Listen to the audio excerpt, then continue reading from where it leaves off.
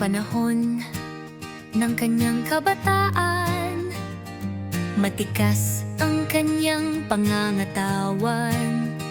Maraming trabaho ang kanyang napasukan upang makatulong sa kanyang magulang.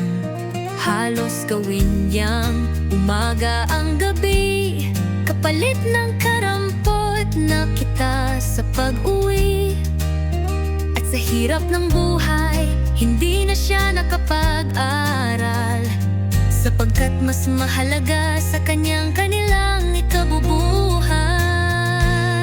Sumapit ang kanyang paniningalang pugad nang siya'y makatagpo ng isang babaeng marilag. Ayaw man niyang gawin ang isang desisyong naglagay sa kanyang panibagong yugto ng buhay. Mahirap ang mga panahon, sila'y nasama ng kanyang liyag. Ngunit ang mga pagsubok sa kanila'y lalong napatatag, hanggang sa sila'y magkaroon ng mga anak. Lahat ng pagsisikap ay kanyang tinupad-bupay.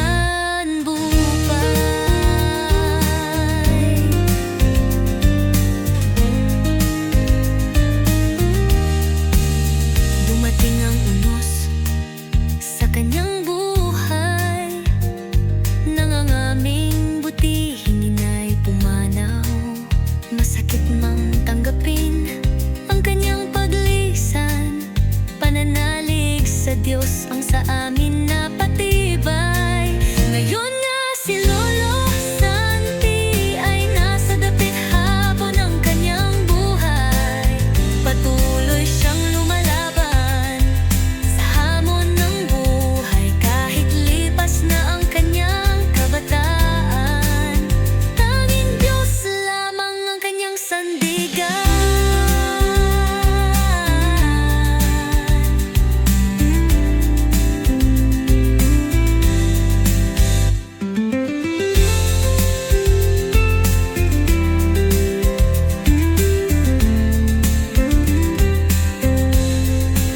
Ngayon nga si Lolo Santi ay nasa dapit hapon ng kanyang buhay.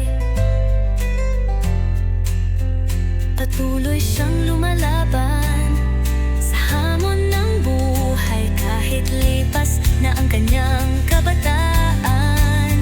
Tanging Diyos lamang ang kanyang sandigan.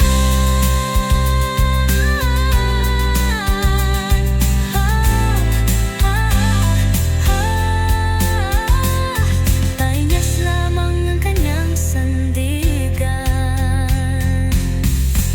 Mahirap ang mga nang siya'y makatagpo ng isang babae. Ayaw man niyang gawin ang isang desisyong naglagay sa kanyang panibagong yugto